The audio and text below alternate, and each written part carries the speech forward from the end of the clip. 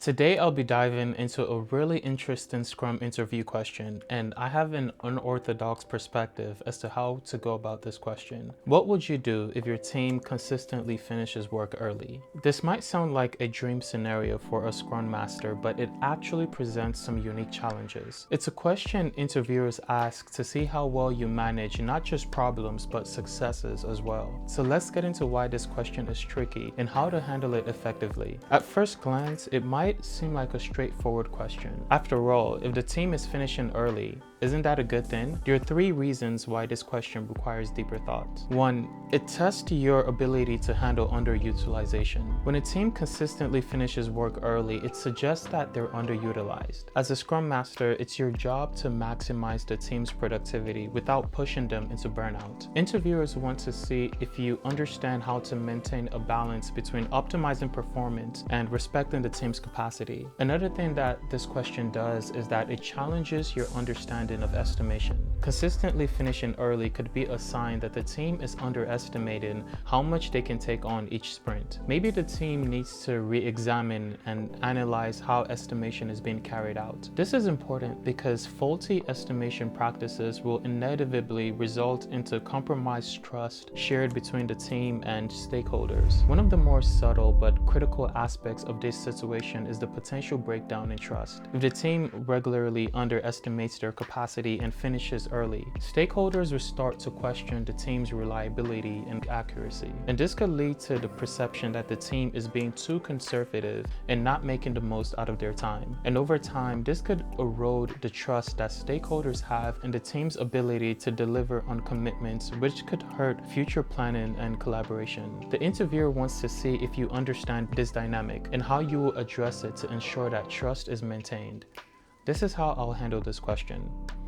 Although I haven't been in this exact situation, I'll approach it strategically by using metric insights from the team's daily work. In Scrum, transparency is one of the key pillars, and we have great tools available to identify potential gaps for inefficiencies. First thing I'll do is to analyze the data that we have at hand to understand whether the team is actually undercommitted or if we're overestimating the complexity of our tasks. I'll use this as a starting point to have concrete discussions with the team. There are several metrics I'll dive into to drive my conversations with the team. Velocity tracking, cycle time, and work in progress data could be incredibly useful to get an accurate picture of what's going on. If the average cycle time for stories is significantly lower than the story points assigned, it means that we're overestimating the work involved. This would suggest that the team's capacity is greater than we're actually acknowledging in sprint planning. I'll also analyze our throughput to see if the team is consistently completing more stories than we planned. This could indicate if we're being too conservative in planning or if we could afford to take on more work in each sprint. Another option that I'll consider will be a thorough review of our backlog. If the team is consistently finishing early, it might also mean that we're pulling in simpler and less priority tasks. It's important for us to ensure that we're selecting stories that provide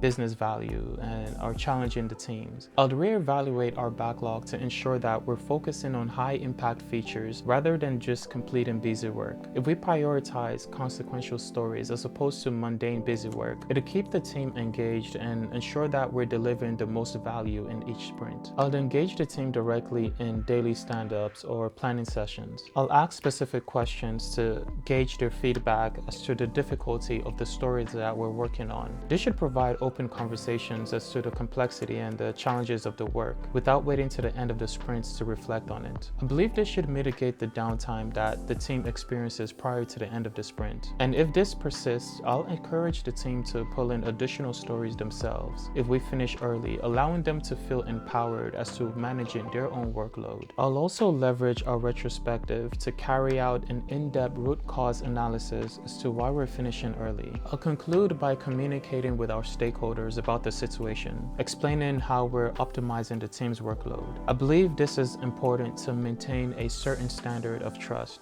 I'm convinced that through this approach, the team will remain productive, engaged, and challenged without feeling overburdened. I believe it will improve our estimation accuracy, resulting in a team that is more effective and motivated to deliver high-quality work.